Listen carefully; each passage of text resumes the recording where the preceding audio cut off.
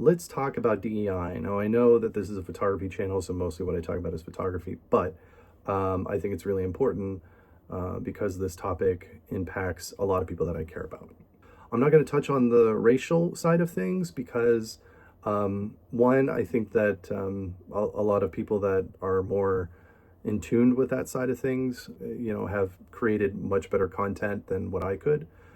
I want to talk about another group that is really seriously affected with these anti-DEI rhetoric and legit anti-DEI cuts and things that the federal government is doing. So if you are somebody who is thinking, yeah, like we need to get rid of DEI, blah, blah, blah, maybe you think that, people of color are unfairly getting jobs that should go to white people. I don't know. If that's you, then please continue watching because, again, I'm not going to berate you or I'm not going to, try to convince you you're wrong there because I'm just some guy on the internet, right? So instead, like I said, I'd like to talk about a different group of people, and that is people with disabilities. And keep in mind, that includes veterans. There are a ton of veterans in this country who have numerous disabilities, combat-related injuries, amputations, and so on and so forth, who directly benefit from DEI.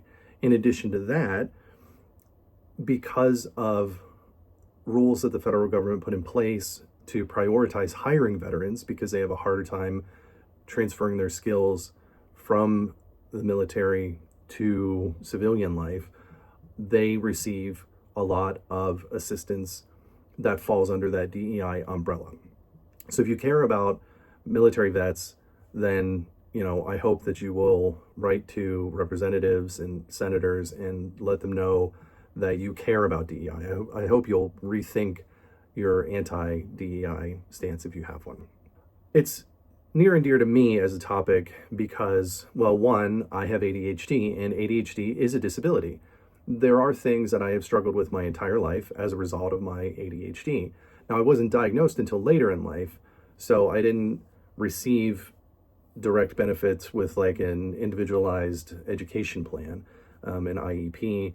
I don't know if they call them that in every state, but essentially in Pennsylvania they do. If you know anyone who has needed an IEP, an individual education plan, that's a benefit of DEI. I work with a lot of folks with a variety of disabilities that need vocational training. My role is to help those folks to be able to go out and work as a photographer's assistant. So if you think back to like your wedding or senior pictures or whenever the last time you had photos taken, there's normally somebody there is holding, something up, a reflector, or handing cameras to the photographer or whatever. So I help people to be trained for jobs like that, or to sit in an office at a photographer's studio and do all the editing, or to edit video. Now, you might not think that that is very exciting, or that, maybe I'm just making this video because I get paid.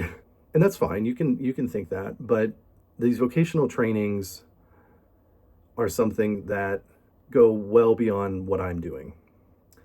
If you've ever seen somebody with a disability, like bagging groceries, for example, that's because of vocational training programs.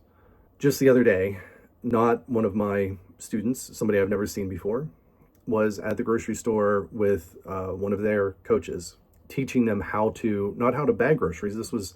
They were learning how to shop for themselves, because that is something that they struggle with. A lot of us, we kind of figure it out on our own, right? How to go to the grocery store. But some people, that's a real struggle because of whatever disability that they have. Coaches help with things like that. I have had students who had bachelor's degrees, but really didn't know how to transfer those skills to a job in their field or a related field.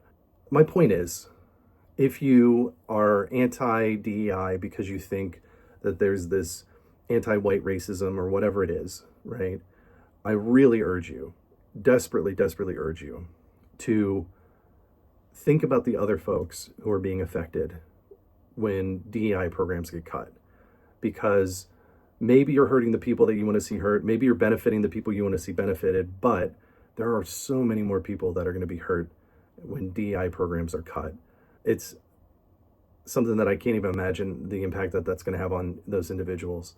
You know, you think somebody who gets up every day, who's aware of their struggles, who gets up every day and has somewhere to go, has a job to do, how rewarding that is for them.